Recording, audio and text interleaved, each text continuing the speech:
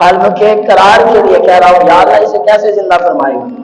اللہ تبارک و تعالی نے فرمایا ابراہیم اگر یہ دیکھنا چاہتا ہے تو ایک کام کر لے. یا اللہ کیا کروں؟ رب نے فرمایا ایسا کر 4 پرندے پکڑ لے. یا اللہ کون سے؟ رب نے کہا جو تمہارا دل چاہے ان 4 پرندوں کو پکڑ لے. حضرت ابراہیم علیہ نبی علیہ السلام نے 4 پرندوں کو پکڑ لیا, انہیں اپنے ساتھ مانوس کیا. جب وہ آپ کے قریب آ گئے تو اللہ تبارک و تعالی نے فرمایا ان کو ذبح کرو اور ان کا قیمہ بناؤ. آپ نے ان کو ذبح کیا, قیمہ بنایا, گردنیں اپنے پاس رکھ لی. گوشت کا جب قیمہ بن گیا 4 پرندے. تو اللہ تبارک و تعالی نے فرمایا کتنے پہاڑ ہیں؟ یا اللہ یہ چاروں طرف پہاڑ ہیں. فرمایا چاروں طرف یہ گوشت جو ہے رکھ دو. حضرت ابراہیم علیہ نبی علیہ السلام نے قیمہ بنانے کے بعد گوشت 4 پہاڑوں پر ڈال دیا. اس کے بعد غور کرنا, آج لوگ کہتے ہیں یا رسول اللہ کیوں پکارتے ہو, یا علی کیوں پکارتے ہو, یہ کہاں سے ثابت ہے؟ لوگ کہتے ہیں آپ یا غوث اعظم کیوں کہتے ہیں؟ آپ نے غور کرنا ہے, اللہ کا نبی ہے, جد امجد ہے, محبوب کا دادا ہے. آپ کھڑے ہیں اور آپ پکار رہے ہیں. رب نے حکم دیا ان مردہ پرندوں کو بلاؤ. آپ نے ان مردہ پرندوں کو آواز دی. اگر اللہ کا نبی مردہ پرندوں کو آواز دے تو شریعت میں کوئی رکاوٹ نہیں ہے. اگر ہم کہیں یا رسول اللہ تو اس میں بھی کوئی رکاوٹ نہیں ہے. اللہ کا نبی مردہ پرندوں کو بلا رہا ہے. اگر وہ مر گئے تھے کیوں بلایا؟ اللہ نے دکھانا تھا کہ مرنے کے بعد بلانا درست ہے, غلط نہیں ہے. آپ نے جب بلایا کیا دیکھتے ہیں؟ جس کو آواز دی 4 پرندے کون سے تھے؟ ایک مور, مرغا, کبوتر اور چوتھا پرندہ تھا کوا. ان 4 کو بلایا. جب ایک کو آواز دی تو اس کا گوشت اڑتا ہوا, کیونکہ آپ کی جو پرندے تھے ان کی گردنیں آپ کے قدموں میں تھی.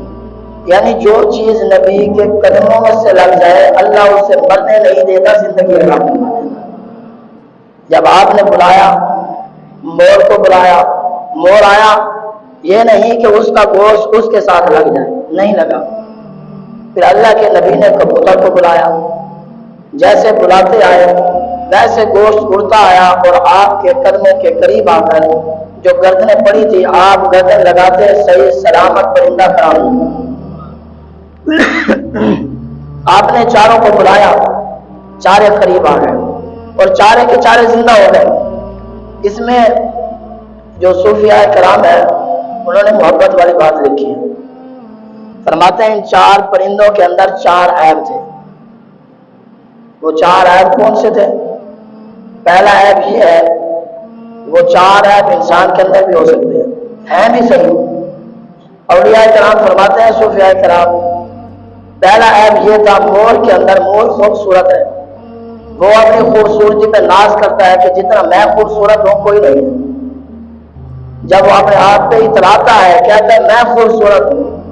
فرمایا یہ آپ جو ہے یہ بھی خود غرضی ہے, یہ انسان کے اندر نہیں ہونا چاہیے. اور دوسرا فرمایا مرغا جو ہے, فرمایا مرغے کے اندر بھی عیب ہے. فرمایا میں بڑا چلاک ہوں کہ میں بہت کچھ کر سکتا ہوں. جو میں ہے نا میں, یہ مرغے کے اندر زیادہ ہے. جب مرغے نے یہ بات کہی صوفیاء کرام فرماتے ہیں آپ نے آگ سے میں کو ختم کر دیا. فرمایا کبوتر جو ہے جو اڑتا ہے یہ کہتا ہے میں بلندی پر پہنچ جاتا ہوں. جیسے بندہ کہتا ہے کہ میں بلندی پر پہنچ جاتا ہوں, میں کامیاب ہو گیا.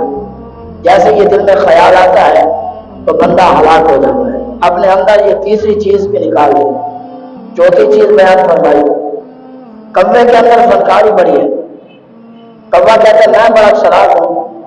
جیسے آج کا بندہ کہتا ہے میں بڑا چلاک ہوں, کسی کو قابو نہیں دیتا, جس کو چاہوں میں پاگل بنا دوں. فرمایا یہ 4 چیزیں اپنے اندر سے نکال دیں. اور رب قرآن میں ارشاد فرماتا ہے لن ینال اللہ لحومها ولا دماؤها ولکن ینالہ التقوی منکم. فرمایا خون جو ہے نا, خون یہ حرام ہے, خون حرام ہے, یہ نالیوں میں بہ جاتا ہے اور گوشت جو ہے یہ بندے کے پیٹ میں چلا جاتا ہے. اللہ کے یہاں کیا پہنچتا ہے؟ رب فرماتا ہے وَلَٰكِن يَنَالُهُ التَّقْوَىٰ مِنْكُمْ. فرمایا مجھے بندے کا تقویٰ پہنچتا ہے. آپ میں غور کریں، اگر حرام خون نکال دیا جائے، اب کون کون سی چیز حرام ہے غور کرنا. جو بندہ قربانی کر رہا ہے غصہ بھی کر رہا ہے، غصہ نہیں چھوڑتا، غصہ کرنا بھی حرام ہے، یہ بھی چھوڑ دیں قربانی کرنے سے پہلے پہلے. دوسری بات فرمایا مردار کھانا بھی حرام ہے، اسے بھی چھوڑ دیں قربانی سے پہلے پہلے. شراب پینا بھی حرام ہے، اسے بھی چھوڑ دیں قربانی کرنے سے پہلے پہلے. بیٹیوں کا حق کھانا بھی حرام ہے، اسے بھی پہلے راضی کر لیں. والدین کو تکلیف پہنچانا، ناراض کرنا بھی حرام ہے، یہ حرام کام بھی چھوڑ دیں، اسی سے بھی باز آ جائے. اور کسی کو ناجائز تکلیف پہنچانا بھی حرام ہے، اس کام سے بھی باز آ جائے. اگر آپ حرام سے بچنا چاہتے ہیں، یہ تمام چیزیں آپ چھوڑ کر پھر جب قربانی کریں گے، رب فرماتا ہے وَلَٰكِن يَنَالُهُ التَّقْوَىٰ مِنْكُمْ. مومن کا تقویٰ پہنچتا ہے. تقویٰ کیا ہے؟ خلوص دل کے ساتھ. اور مسئلہ بھی سماعت فرمائیں، 4 جانور ہیں جن کی قربانی نہیں ہوگی. پیارے نبی کا پیارا فرمان ہے، آقا علیہ الصلوۃ والسلام نے ارشاد فرمایا یہ 4 جانور ہیں. پہلا جانور جس کی آنکھ نکلی ہو، دور سے اندھا محسوس ہوتا ہو، فرمایا اس کی قربانی ناجائز ہے، نہیں ہوگی. اور دوسرا فرمایا جو لنگڑا ہے، فرمایا چل نہیں سکتا، جس کا لنگڑا پن زہر ہو جائے، آقا علیہ الصلوۃ والسلام نے ارشاد فرمایا اس کی بھی قربانی نہیں ہوگی. اور تیسرا فرمایا کہ وہ بیمار ہے، جس کا بیماری پن زہر ہو جائے کہ وہ بیمار ہے، اس کی بھی قربانی نہیں ہوگی. چوتھا مدینے کے تاجدار نے ارشاد فرمایا جس کی ہڈیوں کے اندر گوشت بھی نہ ہو، اتنا کمزور ہے وہ جانور، فرمایا اس جانور کی بھی قربانی نہیں ہوگی. یہ 4 قسم کے جانور آقا علیہ الصلوۃ والسلام نے ارشاد فرمایا ان کی قربانی نہیں ہوگی. اور مسئلہ سماعت فرمائیں، یہ مسئلہ بڑا اہم ہے. جیسے سننے کو ملا تو لوگ بڑے پریشان ہوئے. دیکھیں جی، گائے کی قربانی تو جائز ہے، بھینس کی قربانی جائز نہیں ہے، کتے کی قربانی جائز نہیں ہے. جو کہہ رہا تھا نا جائز نہیں ہے، پہلی بات تو یہ ہے وہ اپنے باپ کو مانتا ہی نہیں ہے. کیوں؟ اس کا باپ، اس کے ماننے والے سارے لکھ رہے ہیں کہ بھینس کی قربانی جائز ہے، اور اس نے کہا ناجائز ہے، کھانے کے لیے درست ہے، قربانی نہیں ہو سکتی. حدیث بات ہے جس کے راوی حضرت علی المرتضیٰ شیر خدا کرم اللہ وجہ کریم ہے. آپ فرماتے ہیں بھینس کی قربانی کرنا جائز ہے، اور بھینس کا وہی حکم ہوگا جو گائے کا حکم ہے. اور دوسری بات جو کہہ رہا تھا ناجائز ہے، گھر میں استعمال کرنے کے باوجود کہہ رہا تھا ناجائز ہے، اس کے لیے گھوڑا کھانا بھی جائز ہے جو کہہ رہا تھا ناجائز ہے. کیونکہ سورۃ الحج کے اندر آیت نمبر 34 یاد کر لیں، خود جا کے پڑھ لیں. سورۃ الحج آیت نمبر 34 کے اندر میرا رب ارشاد فرماتا ہے، فرمایا کہ آج جانوروں کا ذکر فرمایا. جتنے مفسرین کرام ہیں سب نے بھینس کی قربانی کو جائز کہا ہے، کتے کی قربانی کو جائز کہا ہے، اور صحابی رسول ہے وہ بھی کہتے ہیں یہ جائز ہے. ہمارا میرے پاس بھی موجود ہے. اور دوسری بات، حضرت امام اعظم ابو حنیفہ رحمۃ اللہ تعالی علیہ، آپ تابع رسول ہیں، آپ نے 10 صحابہ کرام کی زیارت کی ہے، ان سے معبود دین سیکھا ہے. امام اعظم کہتے ہیں بھینس کی قربانی کرنا، کتے کی قربانی کرنا جائز ہے. اس کے بعد امام مالک لکھتے ہیں کہ بھینس اور کتے کی قربانی کرنا جائز ہے. امام شافعی رحمۃ اللہ تعالی علیہ آپ کہتے ہیں کہ کتے اور بھینس کی قربانی کرنا جائز ہے. امام شافعی رحمۃ اللہ تعالی علیہ آپ کہتے ہیں کتے اور بھینس کی قربانی کرنا جائز ہے. یہ چاروں ائمہ کرام، 4 امام اس بات پر متفق ہیں کہ قربانی بھینس کی، کتے کی جائز ہے، درست ہے. اس کے اوپر وہی حکم لگے گا جو گائے کے اوپر حکم لگتا ہے. اور جو ناجائز کہہ رہے ہیں وہ آپ غور کریں کہ کس چیز کو ناجائز کہہ رہے ہیں. اور جن حرام چیزوں کا ذکر فرمایا، ابھی وقت نہیں ہے میں بتاتا حرام کون سی ہیں اور حلال کون سی ہیں. جانور ہوں، پرندے ہوں، درندے ہوں، ایک ایک چیز کا میں ذکر کرتا حرام جو ہے نا رب تعالیٰ نے فرما دیا یہ چیز حرام ہے اور یہ حلال ہے. 1400 سال پہلے یہ حلال تھی, 150 سال پہلے جو آج پیدا ہوا وہ کہہ رہا ہے حرام ہے. ہم قرآن کی بات سنیں گے, نبی کے فرمان کی بات سنیں گے. آج کوئی کہتا رہے ہم نے اس کی طرف کان ہی نہیں کرنا. اگر ہر کسی کو سننے لگ گیا تو آپ فتنے اتنے ابھر رہے ہیں, اتنے فتنے کہ آپ کی سمجھ سے بالا تھا. ہم ہلاک ہو جائیں گے اگر آج سے ہر کسی کی بات ماننا شروع کر دیں گے. ائمہ کرام چارے امام متفق ہیں اور تمام مفسرین کرام اس بات پر متفق ہیں کہ جو گائے کا حکم ہے وہی بھینس اور گدھے کا حکم ہے. قربانی کرنا جائز ہے, درست ہے, آپ کا واجب ادا ہو جائے گا, آپ قربانی کریں. اللہ تبارک و تعالی ہم سب کو رضی اللہ فرمائے. وعلینا اللہ كيف تحيي الموتى قال أولم تؤمن قال بلى ولكن ليطمئن قلبي قال فخذ أربعة من الطير. اس آیات کے اندر جب عرض کی ابراہیم نے اپنے رب سے مجھے دکھا دے کیوں کر مردہ چلائے گا, کیسے اسے جلائے گا. رب نے فرمایا ابراہیم تمہیں یقین نہیں ہے. عرض کی یقین کیوں نہیں, مگر یہ چاہتا ہوں کہ میرے دل کو قرار آ جائے.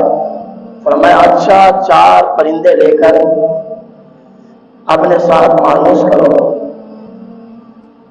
ان سے پیار کرو, پھر ان 4 پرندوں کو پکڑ کر ذبح کرو, پھر ان کا گوشت بناؤ, قیمہ بناؤ, پھر 4 پہاڑوں پر ڈال دو.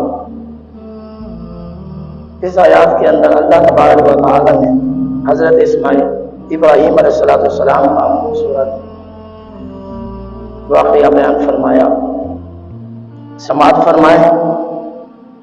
آج انشاءاللہ العزیز حج کا موسم بھی ہے اور یہ 10 ذی الحج کے دن جو ہیں ان کی فضیلت بھی سماعت فرمائے. جب یہ مہینہ شروع ہوتا مدینے کے تاجدار فرماتے ہیں اس کا 1 دن کا روزہ 1 سال کے روزے کے برابر ہے. اور جس بندے نے 1 مرتبہ سبحان اللہ کہا اللہ نے 700 نیکیاں عطا فرمائیں. ان دنوں کے اندر ہمیں عبادت زیادہ کرنی چاہیے, ذکر و اذکار قرآن پاک کی تلاوت زیادہ کرنی چاہیے. کیوں؟ فرمایا اللہ تبارک و تعالیٰ کو ان 10 دنوں کے علاوہ تمام دنوں سے محبوب عمل ان دنوں کے اندر ہے. اللہ جنہیں محبوب اور مقبول فرماتا ہے اس 10 دنوں کے اندر ہے. اور ارشاد فرمایا جو بندہ رات کے وقت عبادت میں گزارتا ہے اللہ تبارک و تعالیٰ اس بندے کو لیلۃ القدر کا ثواب عطا فرماتا ہے. یعنی یہ اتنا عظمت والا شان والا مہینہ ہے اور یہ حرمت والا مہینہ ہے. جب یہ مہینے آتے صحابہ کرام جنگ بھی نہیں کرتے کیونکہ یہ حرمت والا مہینہ ہے. اس مہینے کیا احترام کرتے ہیں, بلکہ مسلمان تو مسلمان کافر بھی اس مہینے کا احترام کرتے ہیں. جو حرمت والے مہینے ہیں ان کا احترام کرتے ہیں. یعنی کافر اپنے آپ کو بدل دیں اور مسلمان جو ہے وہ اپنے آپ کو نہ بدلے, یہ بدبختی کی علامت کے سوا اور کیا ہے.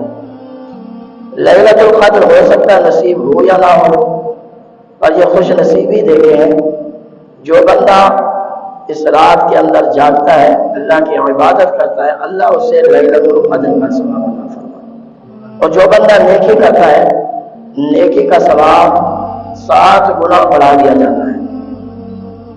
یہ ان دنوں کی فضیلت اور ان کی شان ہے. ہم یہ دن غفلت میں گزارتے ہیں.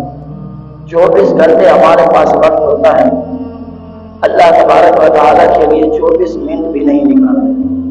کہ اللہ نے ہمیں 24 گھنٹے زندگی عطا فرمائی ہے تو اللہ تبارک و تعالیٰ کا ذکر خیر کریں. یہ افضل اعلیٰ دن جو ہے غفلت میں نہ گزاریں.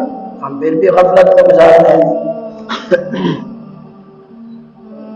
ہمیں ان دنوں کے اندر زیادہ سے زیادہ عبادت کرنی چاہیے، زیادہ سے زیادہ نیک اعمال کرنے چاہیے، زیادہ سے زیادہ ایک دوسرے کے ساتھ حسن سلوک کرنا چاہیے۔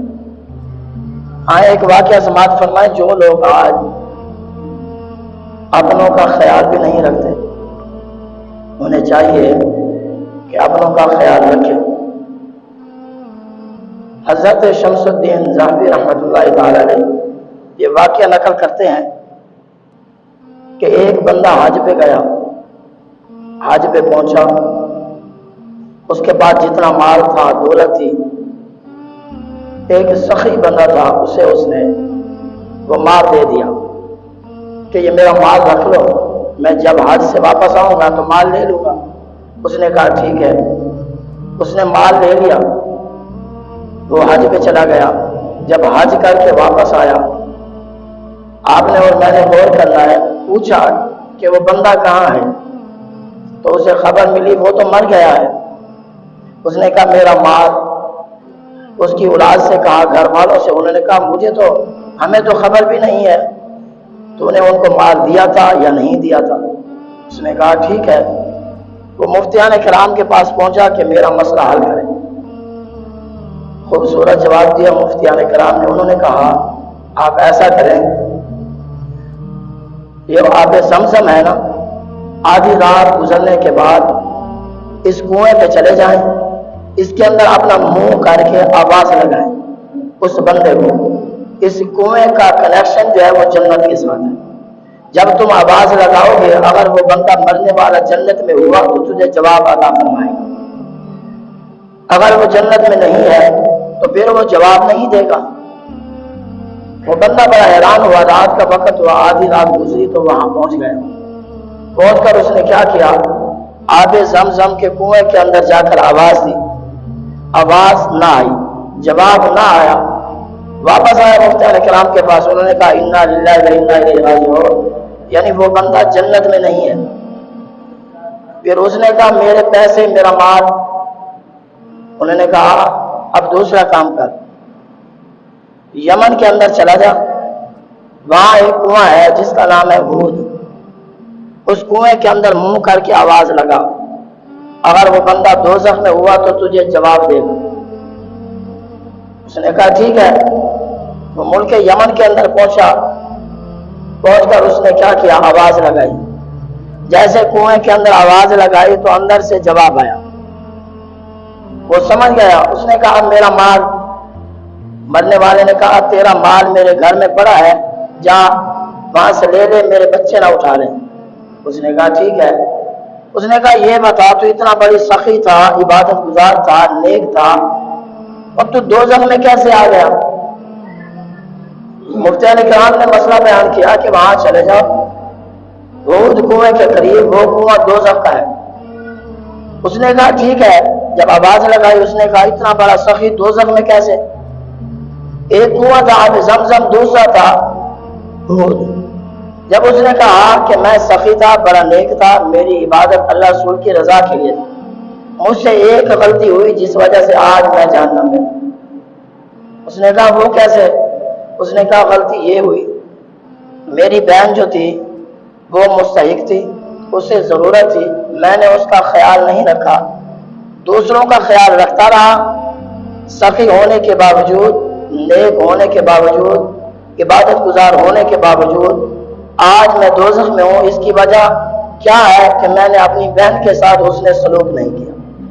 اس واقعے سے یہ درس ملتا، جو لوگ وراثت پاک کھانے والے ہیں وہ غور کریں، وراثت تو دور کی بات ہے، اس کا عذاب زیادہ ہے جس نے صرف اپنی بہن کا خیال نہیں رکھا، اسے ضرورت تھی، اس کی ضرورت پوری نہیں کی، کھانے کی ضرورت تھی، مال کی تھی، نہیں کی، تو وہ سخی ہونے کے باوجود بھی بندہ دوزخ میں تھا۔